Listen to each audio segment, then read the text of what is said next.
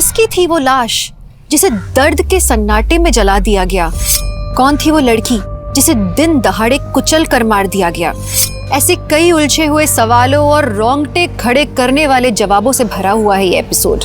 नमस्कार, मैं दिव्यांका त्रिपाठी दहिया स्वागत करती हूँ आपका क्राइम पेट्रोल सतर्क विमेन अगेंस्ट क्राइम के आज के एपिसोड में। जब किसी औरत के साथ कोई क्राइम होता है तो सिर्फ वो मुजरिम नहीं, कहीं ना कहीं उसके लिए हमारा पूरा समाज भी जिम्मेदार होता है। वैसे लड़कियां पढ़ रही हैं, आज वो तरक्की कर रही हैं, अपने पैरों पे खड़ी हो रही हैं, लेकिन कहीं ना कहीं हमारा समाज उन्हें बार बार महसूस कराता है कि वो अबला हैं। उनके मन में बचपन से ही एक छाप पड़ी होती है कि वो एक लड़की है, वो कमजोर है, वक्त आने पर किसी हैवान का वो सामना नहीं कर सकती और अगर कभी कुछ गलत हो जाए तो वो चुप रहे, गरिमा बनाए रखे। फिर ये तो संसार का नियम है कि एक दुर्बल किसी ना किसी पापी के पाप का निशाना बन ही जाता है।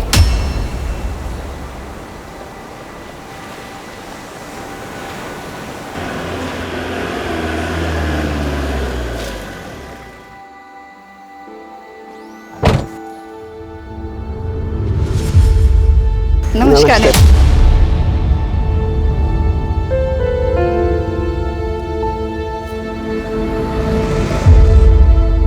आपने इस एनजीओ में आके यहाँ की औरतों का मनोबल बढ़ाया है, उसके लिए धन्यवाद। धन्यवाद तो हमें आपको कहना चाहिए गरिमा जी, क्योंकि ऐसे बहुत कम लोग रहते हैं जो ऐसे निस्वार्थ समाज की सेवा करते हैं। अब तो बस यही लोग हमारा परिवार है। गरिमा ताई सचमुच में देवी हैं, हमेशा हमारी मदद करती हैं।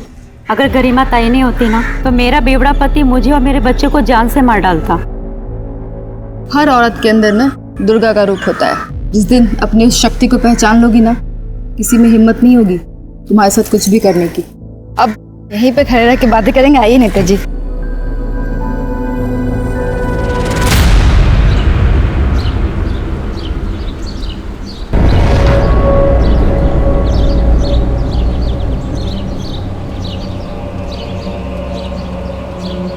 माल लोड करवाओ। क्या करती है? ऐसे नहीं।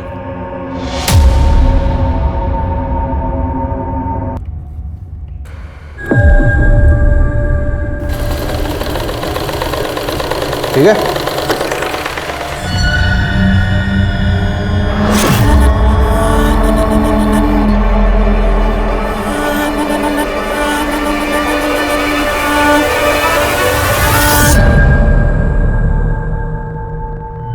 और प्रताप, उस गारमेंट फैक्ट्री के बारे में कोई अपडेट? सर, काफी टाइम से नजर बना के रखा हूँ उस गारमेंट फैक्ट्री पर, लेकिन वहाँ कुछ टेढ़ा काम होता हुआ नजर नहीं आ रहा सर। तो काम इतना सीधा होता तो तुम्हारी जरूरत ही नहीं पड़ती। नजर बनाए रखो और खबर देते रहो। ठीक है सर।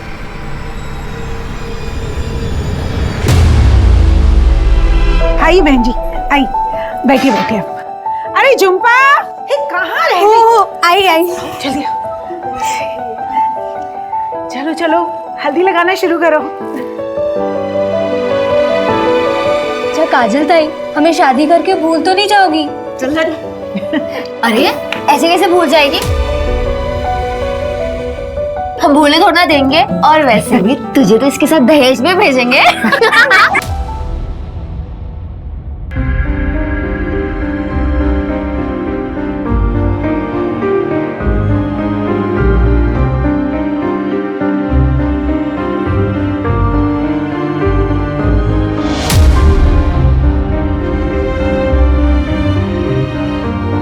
कम से कम 10,000 रुपए। इतना ज्यादा? हमारी दोस्त को हमसे छीन रहे हो, ये तो बहुत सस्ता हुआ। अरे ठीक है, अच्छा ठीक।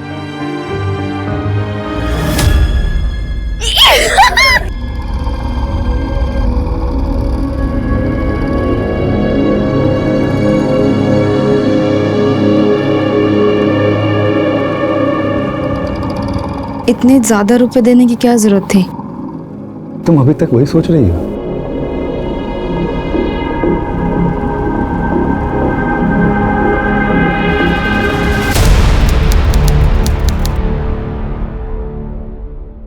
तो तुम ही बताओ ना, कैसे करूं मैं ये सब मैनेज? अरे यार, तुम्हारा ये क्या रोज का नाटक है? क्या चाहिए तुम्हें? खुशी चाहिए, सुकून चाहिए। ये जो पैसे उधर उधर बर्बाद करते हो ना, घर में लाके दो ना। मेरी भी जरूरत है, मुझे भी घर चलाना होता है, मेरे अपने भी शौक है। अरे तो वही तो पूछ रहा हूँ, क्या चाहिए तुझे? गर्मी में ना जान जलती है मेरी। एसी चाहिए घर में, साफ पानी पी सकूं उसके लिए फिल्टर चाहिए। कुछ ज्यादा तो नहीं मांग रही हूँ ना मैं तुमसे। देख, मैं जितना कर सकता उतना कर रहा हूं तेरे लिए। तुझे बहुत दिक्कत है ना, जा अपने आई के घर। काजल बेटा, 2 बर्तन साथ में होंगे तो खनक तो उठेगी ना। अरे निखिल ने तुझसे गुस्से में कह दिया कि आई के पास चली जा, इसका मतलब ये तो नहीं ना बेटा कि तू अपना घर पति सब छोड़ के आ जाएगी। मम्मी निखिल मेरा बिल्कुल भी ख्याल नहीं रखते मम्मी। पत्नी हूं ना उनकी जिंदगी में क्या हो रहा है जानने का हक है ना मुझे। वो कितना कमाते हैं, कहाँ खर्च करते हैं, कहाँ उड़ाते हैं, मुझे कुछ भी नहीं बताते। अब तुम ही बताओ कैसे चलाऊंगी घर में। बेटा सब ठीक हो जाएगा, तू चिंता मत कर। काजल काजल काजल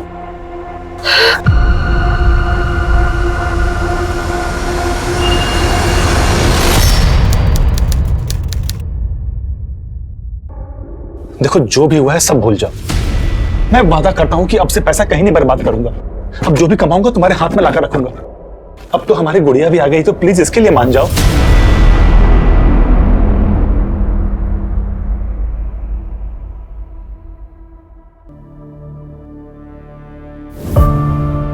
अरे कैसी है तू? बस आप ही का नाम लेती है गरिमा ताई। इतनी बड़ी हो गई है ये। गरिमा ताई, वो पैसों का कुछ बंदोबस्त हुआ क्या? मधु ये लो। धन्यवाद ताई। खूब पढ़ाओ इसे। जब एक आदमी पढ़ता है ना तो सिर्फ अपनी जिंदगी सुधारता है, लेकिन जब एक औरत पढ़ती है तो पूरे समाज को सुधारती है। किसी भी बात की टेंशन मत लेना तुम। हाँ, चलो।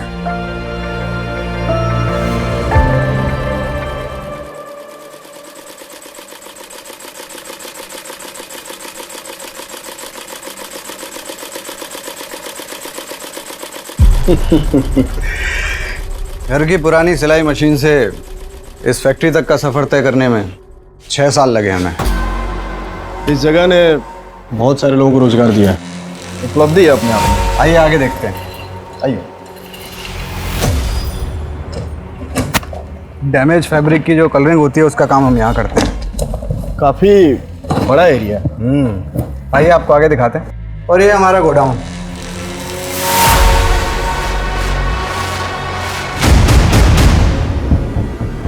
यहाँ क्या है दरअसल? ये तो बस स्टोर रूम है। देख सकते हैं क्या? अरे इसमें देखने के लिए कुछ नहीं है, आप आइए ना, मैं आगे दिखाता हूँ।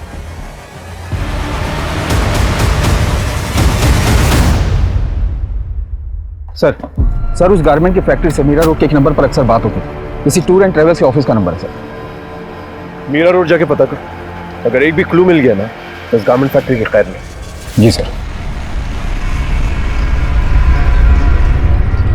मुझे कुछ समझ नहीं आ रहा, मैं क्या करूं? मुझे तुमसे मिलना है।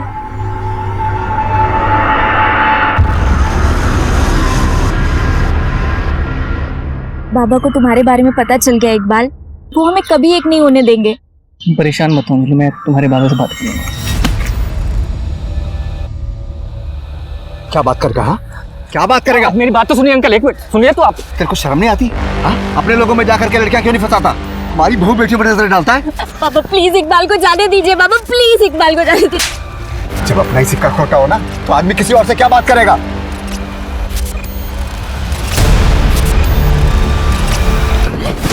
तो कान खोल करके सुन ले अंजलि, जो तू चाहती है ना वो तो मैं कभी नहीं होने दूंगा। बाबा मैं इकबाल से बहुत प्यार करती हूँ, मैं उसके बिना नहीं रह पाऊंगी। अच्छा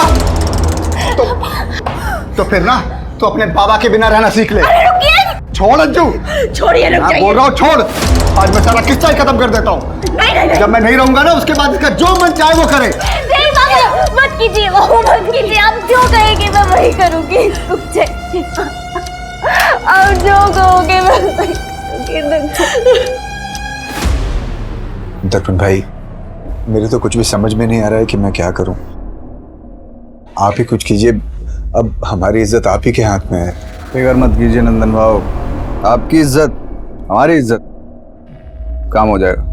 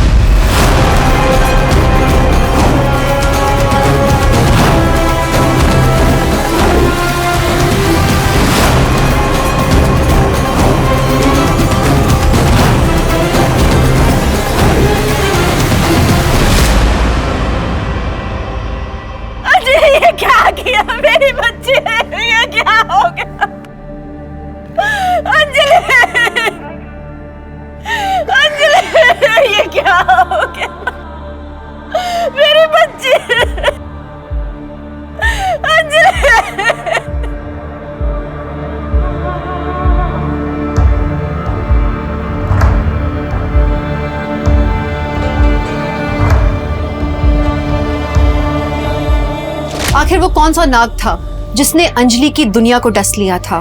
अंजलि को इकबाल से प्यार था और उसका ये प्यार का रिश्ता उसके माता पिता को मंजूर नहीं था।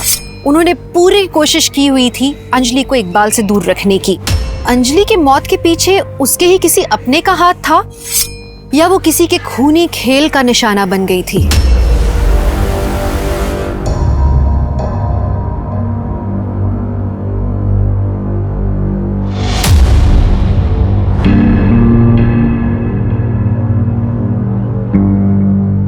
कुछ भी करो, मैं और ज्यादा बर्दाश्त नहीं कर सकती। मैं तुमसे और ज्यादा अब दूर नहीं रह सकती।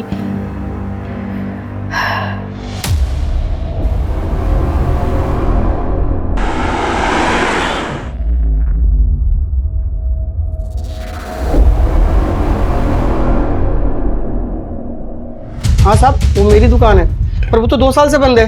अगर 2 साल से बंद है तो तुम्हारी दुकान की लैंडलाइन से गारमेंट फैक्ट्री के नंबर पे रेगुलर कॉल्स क्यों जा रहे हैं? सर, इस नंबर का बिल तो मैंने 2 साल से नहीं भरा। मुझे लगा अब तक तो डिस्कनेक्ट हो गया होगा। एक मिनट रुकना, उस लड़की को लेके आओ। जाने दीजिए ना मैडम, गुंडे लोग इन्हें उठा के लाते हैं और फिर इनसे भीख मंगवाते हैं। इनका पूरा गैंग है। बच्चे देश का भविष्य होते हैं। अब इनकी जिंदगी बचाने के लिए मुझे ना किसी गैंग का डर है और ना ही किसी गुंडे से। मैं नेताजी से बात कर लूंगी, जाओ लेके आओ। जी मैम, जाते हैं। हेलो बेटा।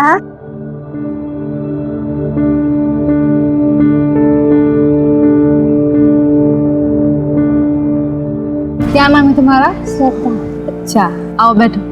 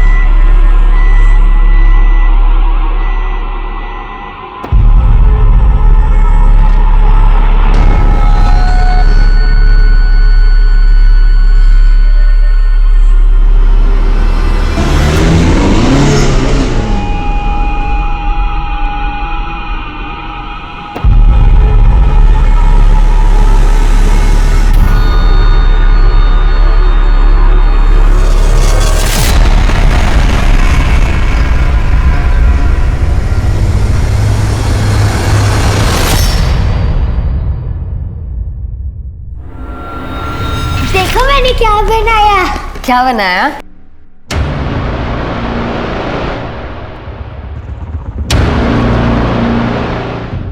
मेरी कुछ समझ में नहीं आ रहा खुशी, मैं क्या करूं? मैंने कभी नहीं सोचा था कि निखिल ऐसा कुछ करेगा।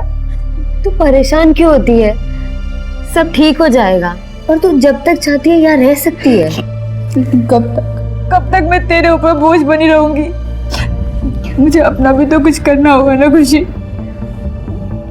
देख, तू जाना चाहती है तो जा, मैं तुझे रोकूंगी नहीं, पर कम से कम हीना को तो मेरे पास छोड़ दे। मेरी भी तो बेटी है ना।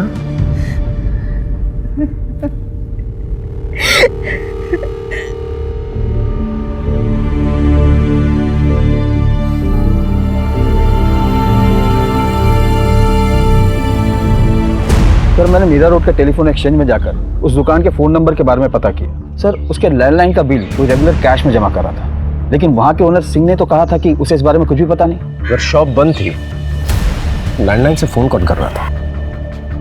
हो सकता है नकली चाबी बनवाई। इस सिंह से ज़्यादा पूछताछ नहीं की ना? नहीं सर। और लैंडलाइन भी नहीं कटवाई? नहीं सर। गुड।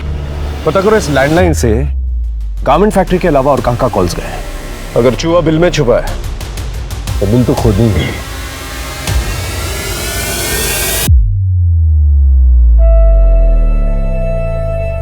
अरे किधर गई?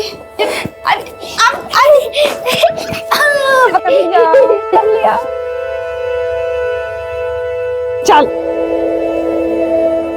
अच्छा, तुम्हारे आ जाने के बाद ना इस शैतान की शैतानियां और बढ़ जाती है। मम्मी, मैं आपको मेरा ड्राइंग दिखाऊं? हाँ। संभाल कर। तू कैसी है? ज्यादा परेशान तो नहीं करती ना? बहुत परेशान करती है, लेकिन मुझे एक बात बताना, अगर बेटी अपनी माँ को परेशान नहीं करेगी तो किसे परेशान करेगी? थैंक यू खुशी। अगर तू नहीं होती ना तो पता नहीं मैं क्या करती। मैं गुमसुम काजल से गरिमा ताई कभी नहीं बन पाती, लेकिन मैं यहीं तक रुकने वाली नहीं हूँ। मैं ना औरतों की जितनी मदद हो सके ना उतनी मदद करूंगी। मुझे कुछ ठीक नहीं लग रहा है।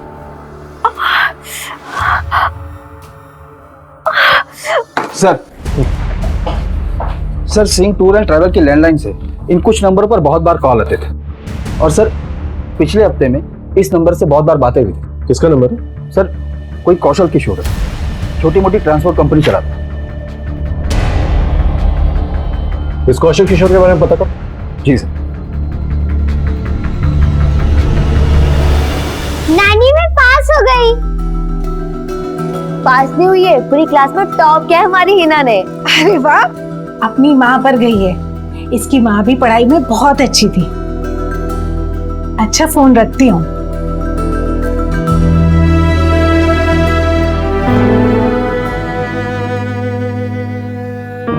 काजल ने हमारी जिद पर निखिल से शादी की थी।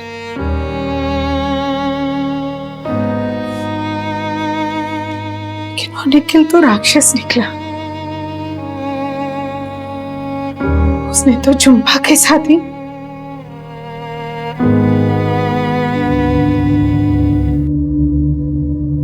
झुम्पा, तुझे कितनी बार कहा है खाना टाइम से खा लिया कर। होता है, बस ये साफ कर लूं। अच्छा चल ठीक है। और ये हिना ना रात भर सोती है ना सोने देती है। अब जाके सोई है तो मैं सोचती हूँ थोड़ी सी झपकी मैं भी मार लूं। निखिल आने वाले होंगे, तुम उनको खाना खिला देना। होता है। चल। और तू भी खा ले जल्दी। होता है।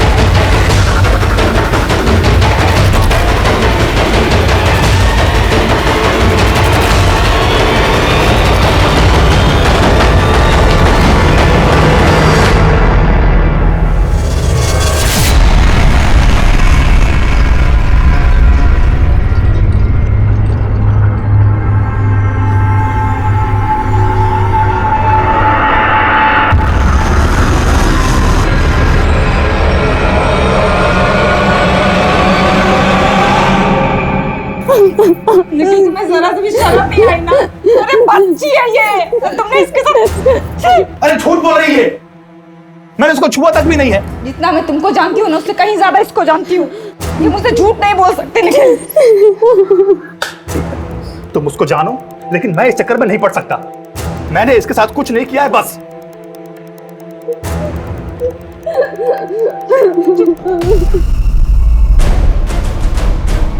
तुम्हें क्या लगा था कि तुम मेरा पति हो तो मैं तुम्हें माफ कर दूंगी?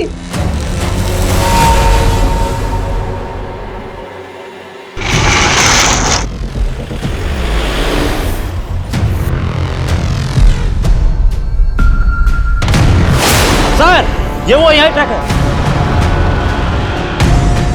गाड़ी चेक करो। ये सर। क्या है गाड़ी में?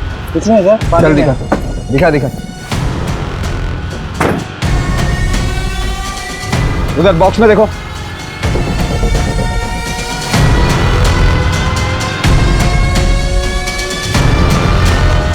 सर ये तो ड्रग्स है।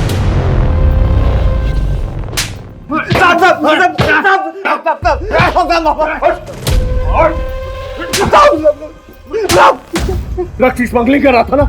कर रहा था कि नहीं? नहीं साहब, हमें कुछ नहीं पता, हम तो सिर्फ ड्राइवर है।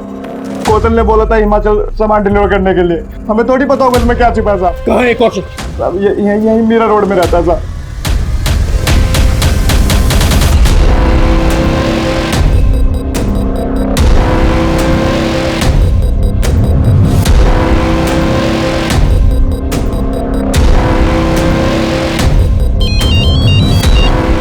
क्या हुआ सर? वो निकल गया। पुलिस के लिए उस गारमेंट फैक्ट्री से जुड़ा कोई भी राज ढूंढ पाना अब नामुमकिन सा हो गया था। लेकिन कहते हैं ना कि पाप का घड़ा कभी ना कभी भर ही जाता है। उस गारमेंट फैक्ट्री का सच पुलिस के सामने शायद आने ही वाला था अब।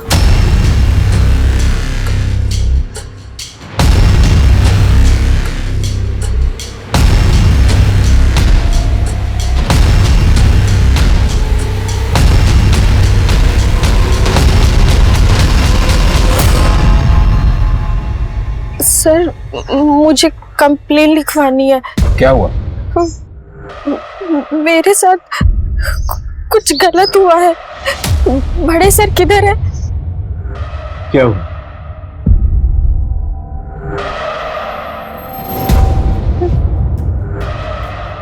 मैं प्रेग्नेंट थी, मेरा मिसकैरेज हो गया। लोज ने आपके साथ कुछ किया? नहीं सर, मैं उस दिन उषा नगर वाले गारमेंट फैक्ट्री में गई थी।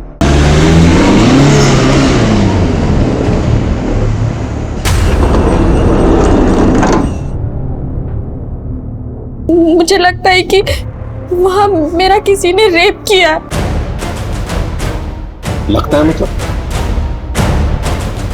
क्या आपको पता नहीं आपके साथ रेप हुआ या नहीं? सर मैं बेहोश थी। किसने किया आपको बेहोश?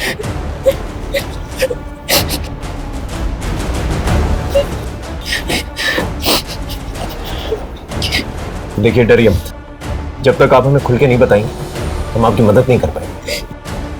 सर मेरे पति यूएस रहते हैं, अभी 5 महीने पहले ही गए। वहां जाने के बाद वो सारी चीजें अरेंज करने वाले थे, इसलिए मैं इंडिया में ही रुक गई। सर उनके जाने के बाद मुझे पता चला कि मैं प्रेग्नेंट हूँ। मैंने 5 महीने तो कैसे तैसे निकाल लिए, लेकिन बाद में मुझे लगा कि हमारा पहला बच्चा है, हम दोनों को साथ होना चाहिए। नीलम छुट्टी बिल्कुल भी नहीं है, और अगर मैं इंडिया आया तो नौकरी चली जाएगी। सर मैं अपने पति के पास जाना चाहती थी, मैं बहुत परेशान हो गई थी, बहुत परेशान हो गई थी। तुम यहाँ नहीं आ सकते, लेकिन मैं तो वहाँ आ सकती हूँ ना। अरे अभी अभी तो तुम्हारा यूएस का वीजा रिजेक्ट हुआ है। तुम प्लीज बात तो करो उससे। ठीक। क्या हुआ? किससे बात करने के लिए कहा था आपके पति? गारमेंट फैक्ट्री वाले दर्पण से।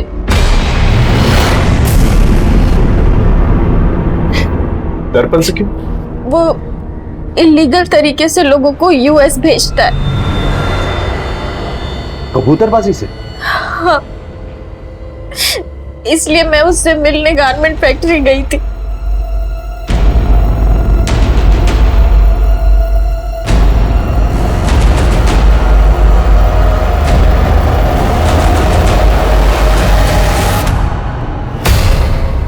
आप पक्का इस हालत में वहां जाना चाहती हैं? हाँ, मेरा जाना बहुत ज़रूरी है। मैं चाहती हूँ कि जब मेरा बच्चा इस दुनिया में आए तो मेरा पति मेरे पास हो।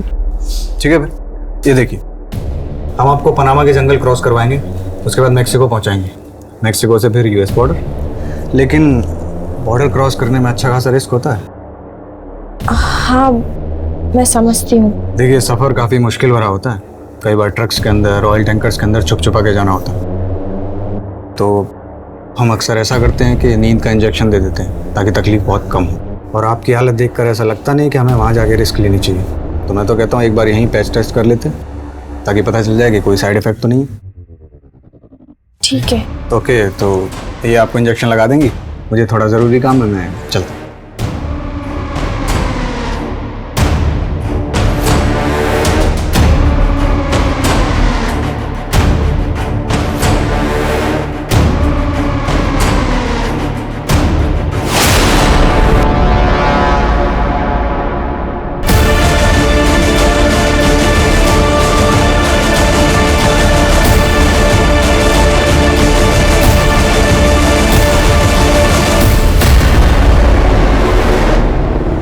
सर वहाँ मेरा रेप हुआ और दूसरे दिन मेरा मिसकैरेज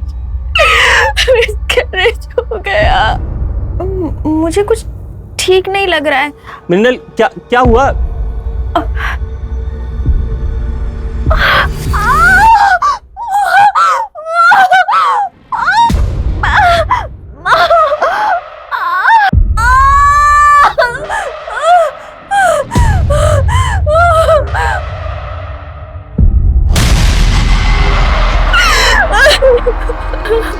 तो तब क्यों नहीं आई आप हमारे पास?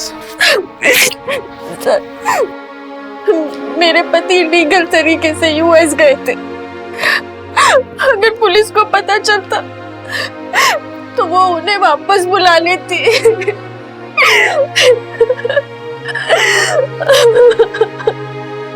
कहते हैं गलत काम का गलत नतीजा होता है, लेकिन मृणाल के पति की गलती की सजा इतनी बड़ी होगी उसने सोचा नहीं था। मृणाल की शिकायत के बाद पुलिस ने उस गारमेंट फैक्ट्री का पूरा सच जानने की कोशिश की, लेकिन उनके हाथ कुछ भी नहीं लगा। सर उस गारमेंट फैक्ट्री के खिलाफ तो कुछ नहीं मिला, लेकिन मृणाल के बयान से तो ये साफ है कि उस फैक्ट्री में उसके साथ रेप हुआ था। सर चलकर दर्पण को उठा लेते ना। लेकिन ये साबित कैसे करेंगे कि मृणाल का रेप वहां पर हुआ था? जब मृणाल का रेप वहां हुआ वो इस डर से हमारे पास नहीं आई क्योंकि उसका पति इलीगली यूएस गया। लेकिन सर उस फैक्ट्री में कबूतरबाजी होती है, इस बिना पर रेड तो डाल सकते हैं वहां पे। कबूतरबाजी के लिए हम लोग वहां पर रेड भी मार रहे हैं, लेकिन बाकी जो इलीगल एक्टिविटीज होती है उसे कैसे साबित करेंगे? ये मत भूलो कि मृणाल का रेप वहां हुआ था और मृणाल एक वाहिद लड़की जिसने उस गारमेंट फैक्ट्री के खिलाफ जो है कंप्लेंट की है। सबसे पहले तो उसका पति फंसेगा क्योंकि वो इलीगली यूएस गया था। पहले इस गारमेंट फैक्ट्री के खिलाफ सारे सबूत इकट्ठा कर लें, फिर action. I am very sorry sir, मैं जानता हूँ कि मैंने गलत किया है। गलती की सजा तो जरूर मिलेगी। गलती की सजा तो मुझे मिल गई है सर। दर्पण ने तुम लोगों को कोई डॉक्यूमेंट दिया था? कोई भी डॉक्यूमेंट, टिकट वगैरह? नहीं सर, हमारे हाथ में तो उन्होंने कुछ भी नहीं दिया था सर। हम 5 लोग एक साथ गए थे, उनमें से एक ही बंदा था जिसके हाथ में सब कुछ था। पैसे कैसे दिए थे उसे? सर पैसे सब कैश में दिए थे। और दर्पण के बारे में किसने बताया था तुम लोगों को? नंदन भाऊ ने।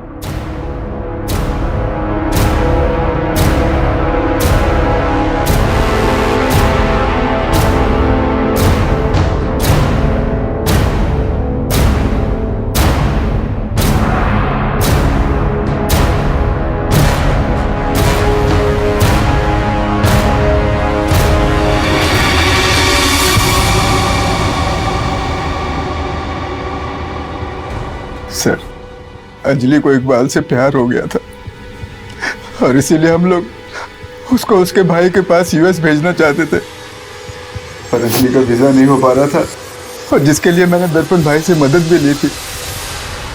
अंजलि गई थी मिलने के लिए उनसे,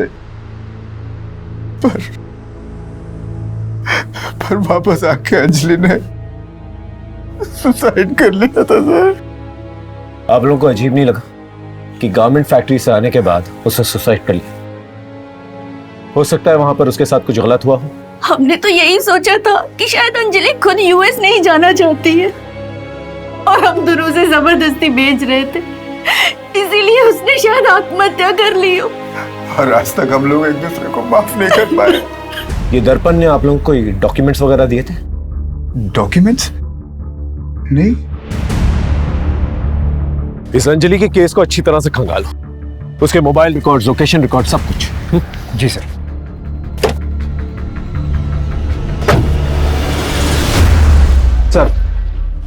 सर अंजलि ने गारमेंट फैक्ट्री जाने से पहले इकबाल को 4 बार कॉल किया था और रात को तकरीबन 10 बजे इकबाल ने अंजलि को 12 कॉल किए थे, जिसमें से एक ही रिसीव हुआ था। और कुछ?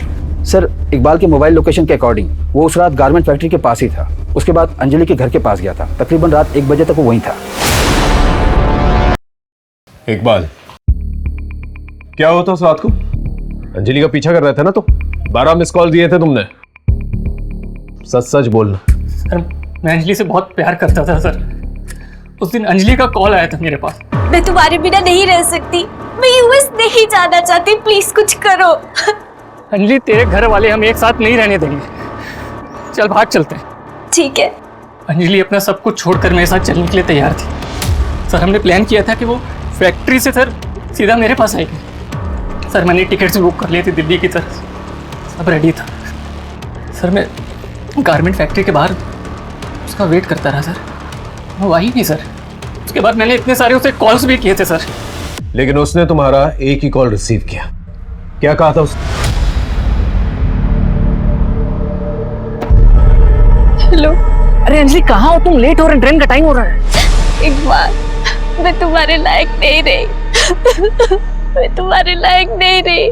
अंजलि, हुआ क्या? अंजलि ने इकबाल से कहा था कि अब वो उसके लायक नहीं। इसका मतलब गारमेंट फैक्ट्री में उसके साथ कुछ ना कुछ गलत जरूर हुआ था। नहीं, दर्पण भाई ऐसा कुछ गलत कैसे कर सकते हैं? कर भी सकते हैं। इनफैक्ट एक लड़की आई है हमारे पास रेप कंप्लेंट लेके, और 5 केसेस हैं हमारे पास जिनका लिंक कहीं ना कहीं उस गारमेंट फैक्ट्री से है। आप लोग सिर्फ कंप्लेन कीजिए, अगर उसने किया है नहीं किया है हम उससे गुलवा लेंगे।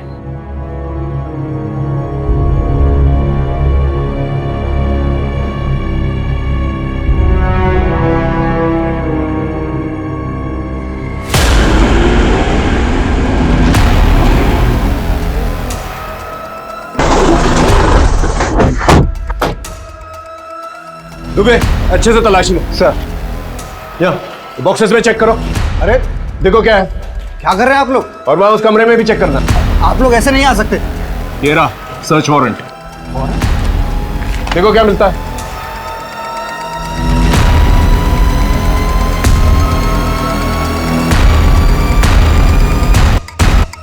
सर, सर यहाँ कबूतरबाजी से रिलेटेड कुछ भी नहीं मिला। सर, हाँ ये मिला।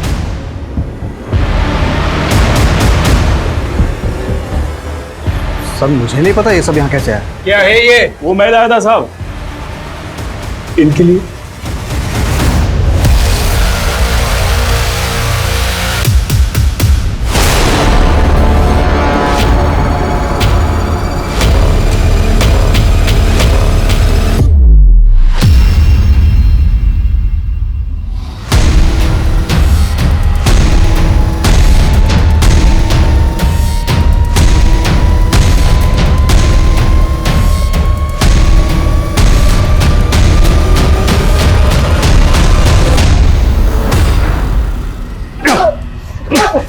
ड्रग्स की स्मगलिंग करता है? हाँ?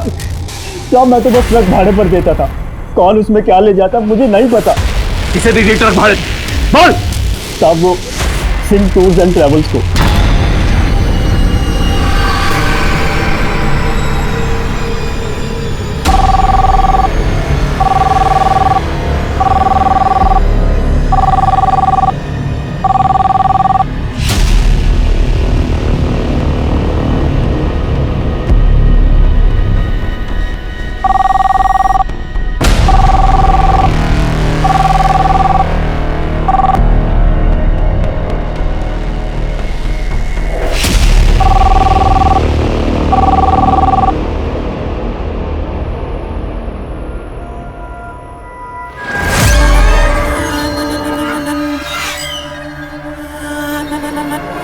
हेलो हेलो, मुझे यूएस जाना है।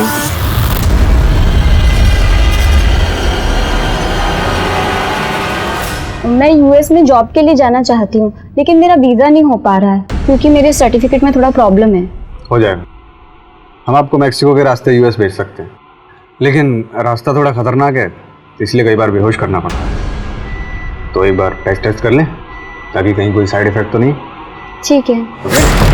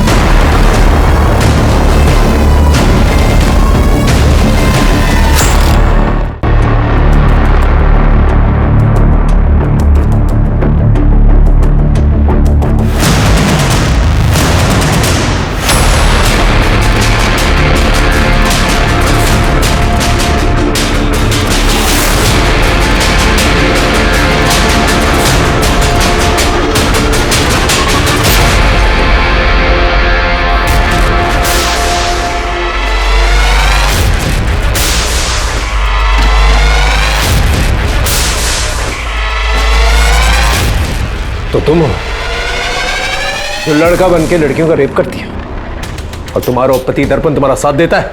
लेके जाओ इसे। तुम्हारे उस शंकर की मदद से सिंह टूर्स और ट्रैवल्स का लैंडलाइन एक्टिवेटेड रखते थे, और जितने भी इलीगल काम है जैसे कबूतरबाजी और स्मगलिंग वो किया करते थे। 2 साल से वो दुकान बंद थी। मुझे कहीं से पता चला कि उस दुकान का मालिक सिंह उस दुकान को बेचना चाहता है, इसीलिए उसे रेंट पर नहीं चढ़ा रहा था, खाली रख रहा था। वो प्रॉपर्टी के रेट बढ़ने का इंतजार कर रहा था, इसलिए हमने वहां से अपना काम करना शुरू कर दिया। देखो, छुपाने का कोई फायदा नहीं है। 7 फाइलें हैं मेरे पास और 5 केसेस और भी हैं। अभी से कुछ दिन पहले नम्रता नाम की एक लड़की जो तुम लोगों के गारमेंट फैक्ट्री में काम किया करती थी, उसे एक गाड़ी कुचल कर चली जाती है। हमने पता किया है, वो गाड़ी तुम लोग के फैक्ट्री के नाम पर रजिस्टर थी। एक्सीडेंट का केस बना, लेकिन जब हमने सीसीटीवी फुटेज देखा तो वो घबरा कर किसी से भाग रही थी। तुम दोनों ही मारा है ना उसे? हाँ, क्योंकि उसने चंदा का खून होते हुए देख लिया था। कौन चंदा? एक अनाथ लड़की थी, भिखारन। मैंने उसे अपने एनजीओ में रखा था। बहुत खूबसूरत थी वो। मेरा दिल आ गया था उस पर, लेकिन उसको पता चल गया था कि मैंने उसका रेप किया है, और वो मुझे धमकी दे रही थी कि वो मेरा ये राज सबको बता देगी, तो मैंने उसे मार दिया।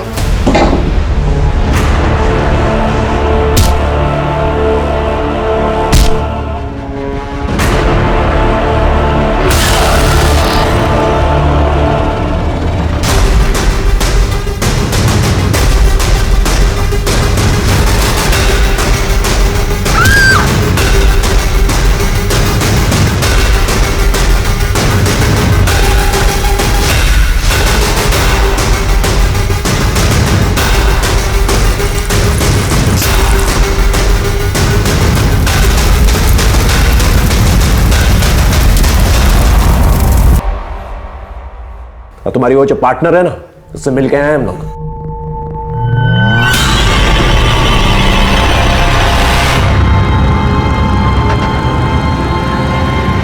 हाँ, मुझे लड़कियां पसंद है। मैं और खुशी शुरू से ही पार्टनर है।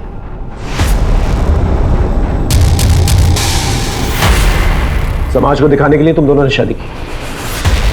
हाँ, मेरे और खुशी के बीच में एक डील हुई थी कि शादी के बाद हम दोनों अपने अपने पति के साथ रहेंगे, लेकिन हमारा रिश्ता कायम रखेंगे। और तुम्हारा पहला पति निखिल? मैं उससे खुश नहीं थी। उसके बूढ़े माँ बाप गाँव में रहते थे, अपनी कमाई का आधा हिस्सा वो उनको भेजता था।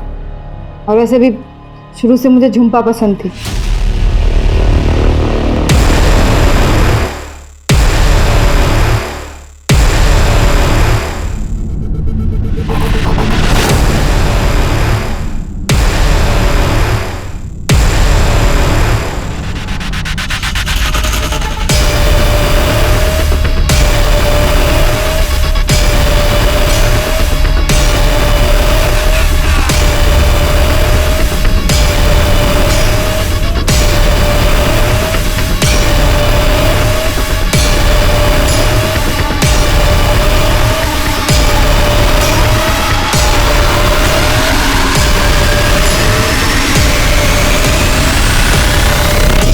मैंने उसका रेप किया और सारा इल्जाम निखिल पे डाल दिया।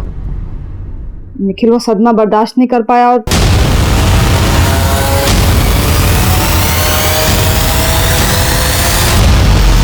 इसलिए उसने अपनी जान ली, और फिर तुमने दर्पण से शादी कर।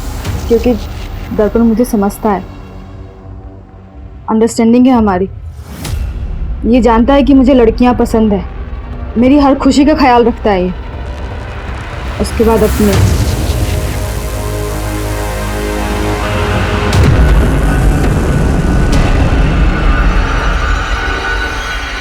अंजलि का रेप भी तुम नहीं किया?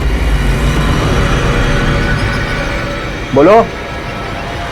उसको इलीगल तरीके से यूएस जाना था, लेकिन फिर वो यूएस नहीं जाके अपने घर वापस चली गई। और घर जाने के बाद जब वो रेप का सदमा बर्दाश्त नहीं कर पाए, उसने अपनी जान ली, सुसाइड कर ली। शर्म आनी चाहिए तुम्हें। लोग तुम्हें देवी मानते हैं, तुमने एक राक्षस जैसा काम किया। क्या करूं सर, लड़कियों का शौक है मुझे। अब अपने शौक जो है ना, जेल में पूरे करो।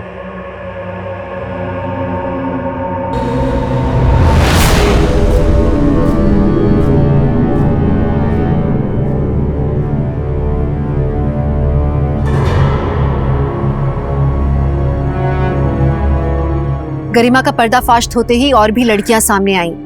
गरिमा और दर्पण को 12 लड़कियों के रेप और नम्रता और चंदा के मर्डर के लिए गिरफ्तार किया गया। सोचिए ना, अगर पहले की किसी लड़की ने कंप्लेंट कर दी होती तो आज न जाने कितनी लड़कियों की जिंदगी बर्बाद होने से बच जाती। आज अंजलि, नम्रता, चंदा जिंदा होती। हमारा समाज कुछ भी गलत होने पर औरतों को ये क्यों सिखाता है कि अपने पर संयम रखो, कुछ मत बोलो, चुप रहो। ये सीख सबसे गलत है। अगर आपके साथ कुछ गलत होता है तो अपने मुंह पर ताला मत लगाइए, बोलिए, क्योंकि एक के चुप रह जाने पर अपराधी का मनोबल बढ़ता है और वो एक के बाद एक अपराध करता जाता है। कहते हैं यहाँ हर चेहरे पर एक नकाब चढ़ा है। जो चेहरा बहुत मासूम सा लगता है, हो सकता है उसके पीछे एक बहुत ही शैतानी दिमाग छुपा है। कब, कहां और कैसे किसी को अपराध अपनी गिरफ्त में ले ले, कोई कह नहीं सकता। अगर हम एक बार भी गलत रास्ते पर चलने का निर्णय लेते हैं तो उसके बाद सब कुछ तय है कि गलत ही होता जाता है। इसलिए जरूरी है कि हमेशा हम कानून के दायरे में रह के सब काम करें, क्योंकि कानून का दायरा एक ऐसी लक्ष्मण रेखा है जिसे लांघने पर बदनसीबी का शिकंजा जिंदगी के गले पर कसता जाता है। तो चलिए, मैं दिव्यांका त्रिपाठी दहिया लेती हूँ आपसे विदा। फिर मिलूंगी एक नए केस के साथ। तब तक देखते रहिए क्राइम पेट्रोल, सतर्क, विमेन अगेंस्ट क्राइम। एक औरत परिवार, अब हर औरत का भार। जय हिंद।